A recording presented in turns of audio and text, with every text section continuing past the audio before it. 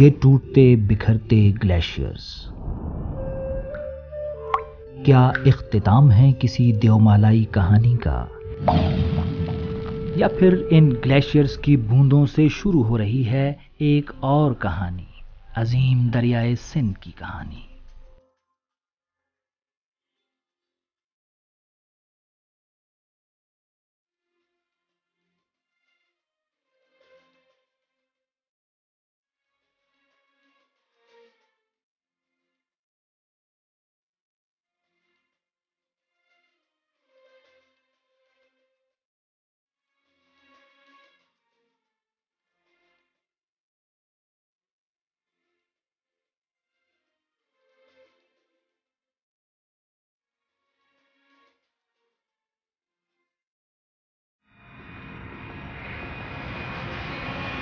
اسکردو کا موسم آج کئی دنوں کے بعد پروازوں کے لیے سازگار ہوا ہے۔ یہ جہاز جس وقت اسکردو ایئرپورٹ پر مسافروں کو اتار رہا ہوگا، ہم اور دریائے سندھ اس وقت تک اسکردو شہر سے کافی آگے نکل چکے ہوں گے۔ اسکردو سے نکلتے ہی کوہ قراقرم کے فلک بوس پہاڑ دریائے سندھ کو اپنی مضبوط اوق میں بھر لیتے ہیں، لیکن دریا کی لہریں اتنی مزور ہیں کہ بار بار چھلک جاتی ہیں۔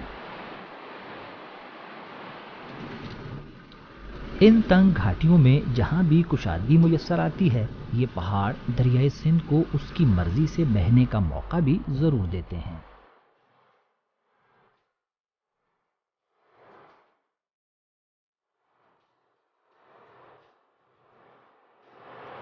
ان چٹیل پہاڑوں میں یہ چھوٹے چھوٹے سوراخ سے نظر آ رہے ہیں، لیکن قریب جانے پر پتہ چلتا ہے کہ یہ تو قیمتی پتھروں کی بڑی بڑی کانیں ہیں۔ ان کانوں سے بیش قیمتی پتھروں کو نکالنے کے لیے عموماً روایتی طریقوں پر انحصار کیا جاتا ہے، تاہم کان کنی کے شعبے سے وابستہ افراد کا کہنا ہے کہ اگر جدید وسائل فراہم کیے جائیں تو یہ شعبہ ملک کی تقدیر بدلنے کی حیرت انگیز صلاحیت رکھتا ہے۔ گلگت بلتستان کے یہ پہاڑ قیمتی پتھروں کی دولت سے مالا مال ہیں، جن میں روبی، زمرد، روٹیل، ٹرملین اور کئی دیگر قیمتی پتھروں کے بیش بہا ذخائر موجود ہیں۔ کانوں سے خام مال کی صورت میں نکلنے والے پتھروں کو ہنرمند ہاتھ کٹنگ اور پالشنگ کے بعد دلکش زیورات کی زینت بننے کے قابل بنا دیتے ہیں۔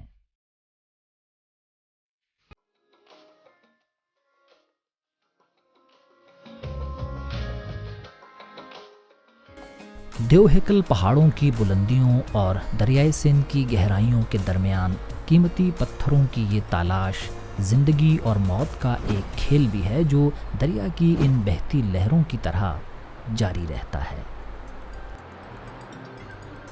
اپنے کناروں پر آباد چھوٹی چھوٹی بستیوں کو پیچھے چھوڑتا ہوا دریائے سندھ اب ضلع گلگت کی جانب بڑھ رہا ہے۔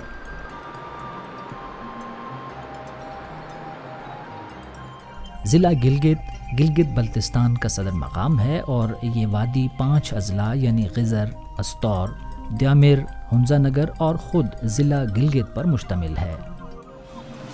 سطح سمندر سے تقریباً 4000 فٹ کی بلندی پر واقع وادی گلگت اندازاً 16,000 مربع میل پر پھیلی ہوئی ہے۔ گلگت سے جنوب مشرق کی طرف تقریباً 45 کلومیٹر کے فاصلے پر یہ مقام جگلوٹ کہلاتا ہے، جہاں پر ایک طرف تو دریائے گلگت اپنا وجود دریائے سندھ کو سونپتا نظر آتا ہے، تو دوسری جانب دنیا کے 3 عظیم پہاڑی سلسلوں کا سنگم بھی یہی جگہ ہے۔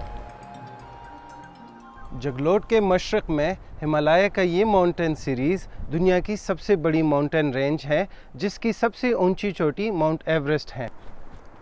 شمال مغرب میں ہمیں کوہ قراقرم دکھائی دے رہا ہے، جس میں دنیا کی دوسری اور پاکستان کی سب سے اونچی چوٹی K2 واقع ہے۔ جگلوٹ کے جنوب مغرب میں دنیا کی تیسری بڑی ماؤنٹین سیریز کوہ ہندوکش واقع ہے۔ پاکستان اور افغانستان کے درمیان واقع واخان کی سرحدی پٹی بھی اسی پہاڑی سلسلے میں ہے۔ جگلوٹ کے مقام پر دریائے گلگت کی طرح اور بھی بہت سے بڑے بڑے ندی نالوں کا پانی دریائے سندھ میں شامل ہوتا ہے، جن میں ایک یہ چکرکوٹ نالہ بھی ہے، جس سے مقامی طور پر بجلی بھی پیدا کی جا رہی ہے، جبکہ اسی نالے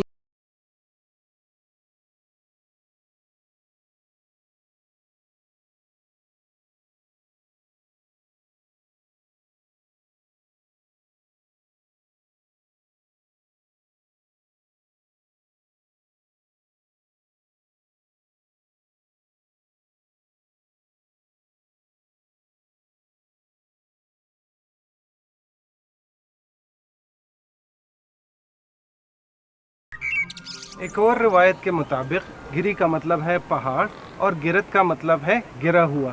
چونکہ گلگت چاروں طرف سے پہاڑوں میں گرا ہوا ہے اسی لیے اس کو گریگت کا نام دیا گیا جو بعد میں بگڑ کر گلگت بن گیا. تاریخ بتاتی ہے کہ تقریباً 9000 سال پہلے اس علاقے پر سومیری قوم کی حکومت تھی جس کے افراد پامیر، ہندوکش اور قراقرم کے پہاڑوں میں رستے تلاش کرتے ہوئے اس وادی تک آ پہنچے تھے.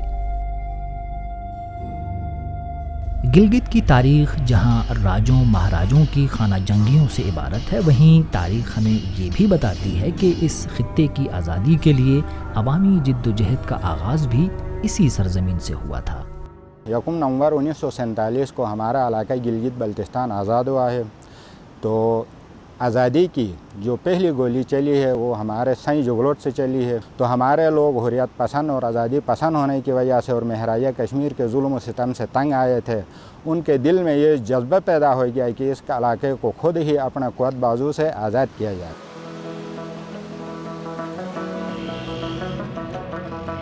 یہ تو گلگت کا ماضی تھا.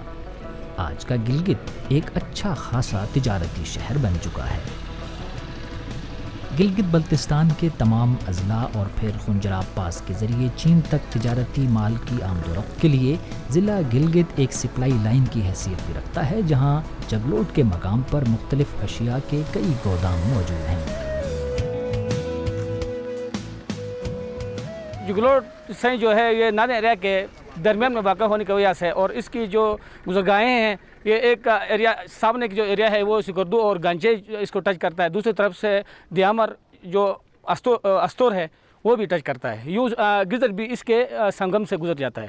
لہٰذا اس علاقے کی اس مناسبت سے اس لیے اس درمیان میں ہونے کی وجہ سے یہاں پر گورنمنٹ آف پاکستان نے یہ ڈیپوز قائم کیے ہیں جس میں بلک ڈیپو آئل بھی ہے اور یہ جو ہے گندم کا ڈیپو بھی ہے. گلگت کی اسی تجارتی اہمیت کی وجہ سے پاکستان کے مختلف حصوں سے آئے کاروباری لوگ یہاں کئی نسلوں سے آباد ہیں. جغرافیائی اور تاریخی حصار کے ساتھ ساتھ گلگت کو 2 ایسے دریاؤں نے بھی اپنے حلقے میں لے رکھا ہے جن کا پانی اکٹھے ہو کر لہر لہر بہتا ہوا دریائے سندھ میں جا گرتا ہے. ان میں سے ایک دریا غزر ویلی سے آنے والا دریائے غزر ہے جسے دریائے گلگت بھی کہتے ہیں. دریائے غزر یا دریائے گلگت شندور جھیل سے اپنا سفر شروع کرتا ہے جو سطح سمندر سے تقریباً 3700 میٹر کی بلندی پر کوہ ہندوکش میں واقع ہے. دریا کے عین بیچ میں نظر آنے والا یہ پتھر اگرتھم گری کہلاتا ہے. لوگ کہتے ہیں کہ یہ اگرتھم راجہ کا تخت تھا. گلگت کی تاریخ میں شری بدت نامی ایک آدم خور راجہ کا تذکرہ بھی ملتا ہے. اہل گلگت کا کہنا ہے کہ آذر جمشید نامی ایک بہادر شخص نے آدم خور راجہ شری بدت کو شکست دے کر یہاں کے عوام کو اس کے ظلم و ستم سے نجات دلائی اور یہاں ترکھانی دور حکومت کی بنیاد رکھی.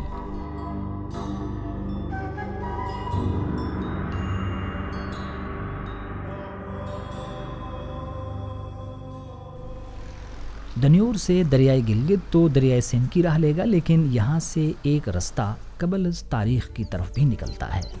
دنیور میں قراقرم یونیورسٹی کے قریب موجود یہ راک انسکرپشنز گلگت کی قدیم تاریخ تک رسائی کا اہم ذریعہ ہیں.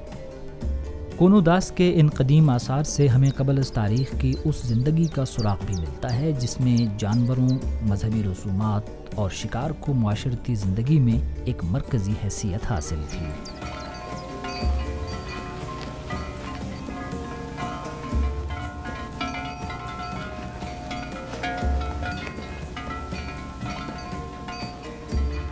گلگت کی طرح ہنزا نگر میں بھی راک کارونگز تاریخ کا ایک اہم نقش ہیں. ہنزا ریور کے کنارے یہ چٹانیں مقدس چٹانیں کہلاتی ہیں جن پر پری ہسٹورک ٹائم سے لے کر بدھسٹ ٹائم پیریڈ کی راک کارونگز موجود ہیں. 6 مختلف اسکرپٹس میں کندہ یہ تحریریں ہمیں ان مسافروں کی یاد دلاتی ہیں جو یہاں سے 1 اور 5 سینچری اے ڈی کے درمیان گزرے تھے.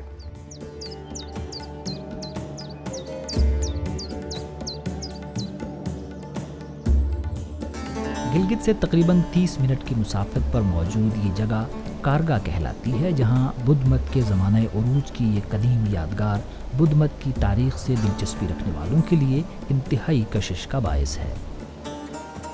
کارگا ویلی میں انڈس ریور کی ٹریبیوٹریز پر یہ بدھا کا سب سے بڑا مجسمہ ہے، جو کہ 4th سینچری اے ڈی میں ایک تجارتی راستے پر بنایا گیا تھا۔ اس بدھا کے فیچرز تبتن ہے۔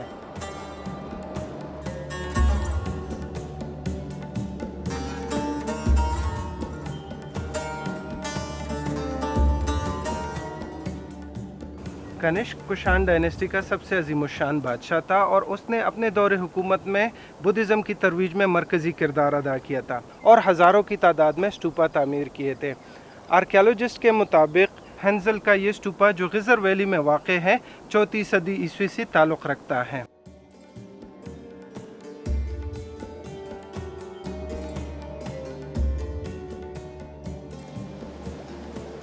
1960 میں یہ پل برینو نامی ایک ایسے شخص نے بنایا تھا جو باقاعدہ انجینئر تو نہیں تھا، لیکن پلوں کی تعمیر سے اس کی غیر معمولی دلچسپی اس شاہکار کی صورت میں سامنے آئی، جس نے مقامی آبادی کی زندگی بہت آسان بنا دی۔ پل کی طرف آنے والا یہ کچا رستہ آج بھی باقی ہے، تاہم اب پل کے کنارے پر موجود اس بڑی چٹان میں ایک چھوٹی سی ٹنل بنا کر اسے پل سے منسلک کر دیا گیا ہے۔ اگرچہ دریائے ہنزا پر آمد و رفت کے لیے ایک بڑا اور پختہ پل بھی بن گیا ہے، لیکن برینو کے بنائے ہوئے پل نے بھی بدستور زندگی کا ہاتھ تھام رکھا ہے۔ تاریخی اور ثقافتی لحاظ سے زرخیز وادی گلگت اپنے خوش رنگ اور خوش ذائقہ پھلوں کے لیے بھی شہرت رکھتی ہے، اور ان دنوں یہاں چیری کا موسم ہے۔ خوبانی، شہتوت اور دیگر پھلوں کی طرح یہاں چیری کو بھی خشک کر کے محفوظ کیا جاتا ہے۔ شغلہ بے گزشتہ کئی برسوں سے خشک چیریز کے کاروبار سے منسلک ہے اور اس پھل کو سکھانے کے تمام مراحل سے اچھی طرح آگاہی رکھتا ہے۔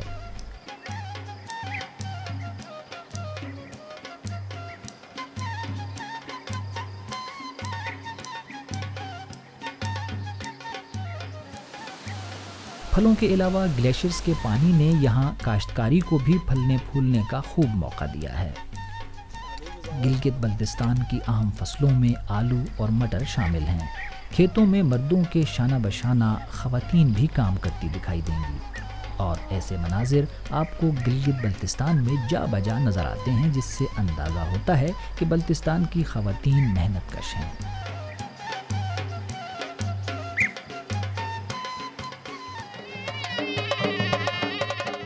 گلگت کے لوگ اس بات پر بھی یقین رکھتے ہیں کہ ان کی ثقافت ایک منفرد رنگ رکھتی ہے، اور یہی رنگ ان کی پہچان ہے۔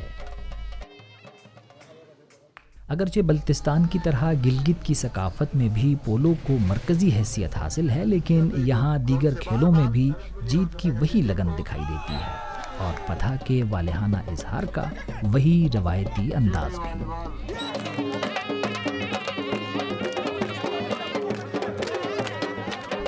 خوشیوں کے ان لمحوں کو اپنی خوشگوار یادوں کا حصہ بناتے ہوئے اب ہم کراکرم ہائی وے پر اس سحرانگیز وادی کی طرف بڑھ رہے ہیں، جس کے کچھ مناظر بیرونی دنیا نے پہلی مرتبہ 1958 میں بننے والی انگریزی دستاویزی فلم سرچ فار پیراڈائز میں دیکھے تھے۔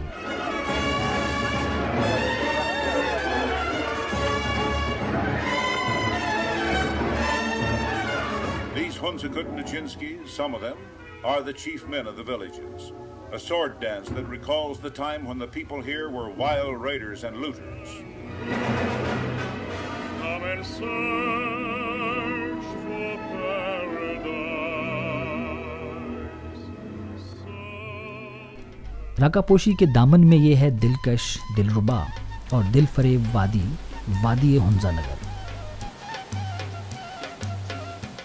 ہنزا نگر کی گلمت وادی کے اس فسون خیز منظر کو نظر بھر کر دیکھے بغیر آپ آگے نہیں بڑھ سکیں گے، لہٰذا آپ کو کچھ دیر رکنا ہی پڑے گا۔ 7,500 فٹ بلند راکا پوشی آپ کے سامنے ہے۔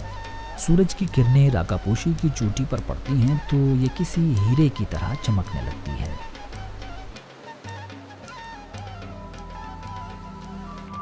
ہنزا نگر کے قریب یہ مقام سکندر آباد کہلاتا ہے.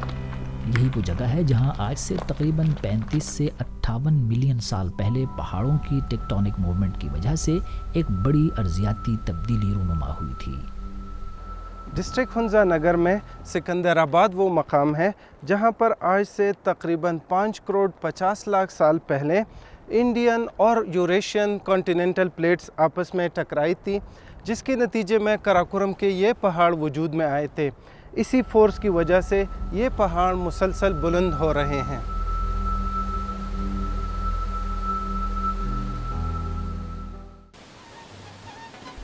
ہنزا کا دریائے ہنزا اور نگر کا دریائے نگر گنیش ویلی میں سن کے مقام پر یکجا ہو جاتے ہیں اور پھر ہنزا کے نام سے یہ دریا گلگت پہنچ کر دریائے گلگت بن جاتا ہے اور جگلوٹ پہنچ کر دریائے سندھ.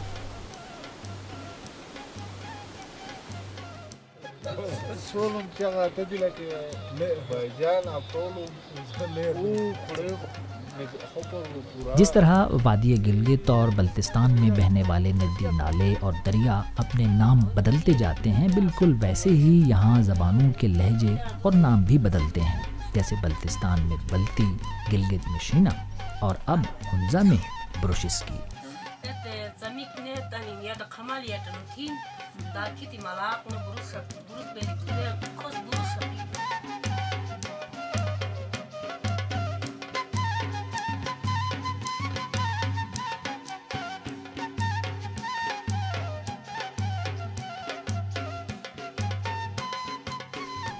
یہاں خوشیوں کے بھی اپنے ہی رنگ ہیں جن کا عکس دلہے میاں کے چہرے پر بھی دکھائی دے رہا ہے.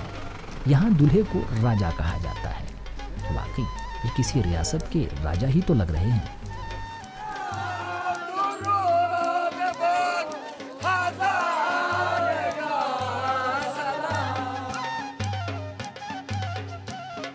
ہنزا میں کریم آباد کے قریب یہ بلتت قلعہ تقریباً 600 سال پرانا ہے اور اس التت فورٹ کی عمر 700 سال ہے.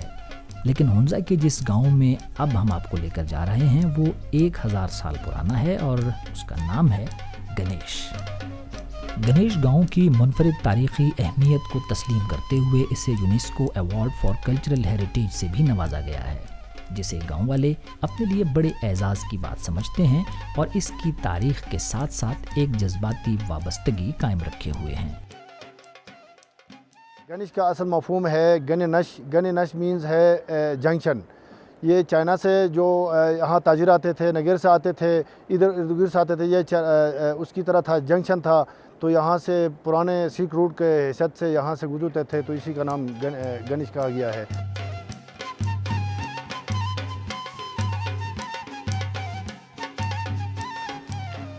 وادی ہنزا کا یہ 1000 سال پرانا گاؤں گنیش اس وادی کی فرنٹ لائن ڈیفنس تھا، جس کے ارد گرد ایک فصیل تھی جس میں مختلف مقامات پر 14 مینار بنائے گئے تھے.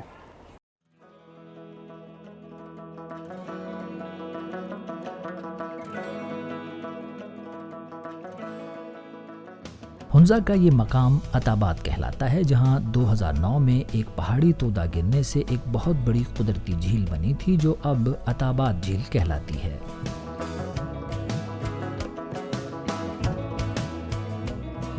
چونکہ دریائے ہنزا کے کناروں پر آباد بستی کے ساتھ ساتھ قراقرم ہائی وے کا کچھ حصہ بھی اس جھیل کے پانی میں ڈوب گیا تھا، اس لیے اب جب تک پاک چین دوستی ٹنل کی تعمیر مکمل نہیں ہو جاتی، یہ کشتیاں اور لانچیں ہی مقامی آبادی کے لیے آمد و رفت اور باربرداری کا واحد ذریعہ ہیں.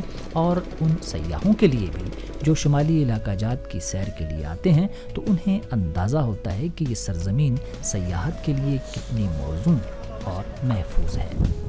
Unfortunately, I only have a week, but I managed to see Hunza. I saw the 2 forts. I traveled all the way to Ferry Meadows, something I can really recommend. And now I'm just back from Pasu, another nice place. Here in the northern areas. I saw glaciers, I saw gorgeous mountains, I saw so many hospitable people that all invited us for tea and dinner. I think you have great food up here, and it's definitely a place where I would always come back to. I arrived about 1 week ago here in Pakistan. It's my first time here. Most of the time I spent in the northern areas. I met a lot of very nice people. They were very hospitable. I felt secure around here. People are nice. Pakistan के इन मेहमानों ने पाकिस्तान के बारे में जो कुछ कहा, यही पाकिस्तान का असली चेहरा है, पुरसुकून, पुरअमन। शुमाल के ये रंग सबको यहाँ बुलाते हैं, क्योंकि यहाँ कुदरती हुस्न का जादू सर चढ़कर बोलता है।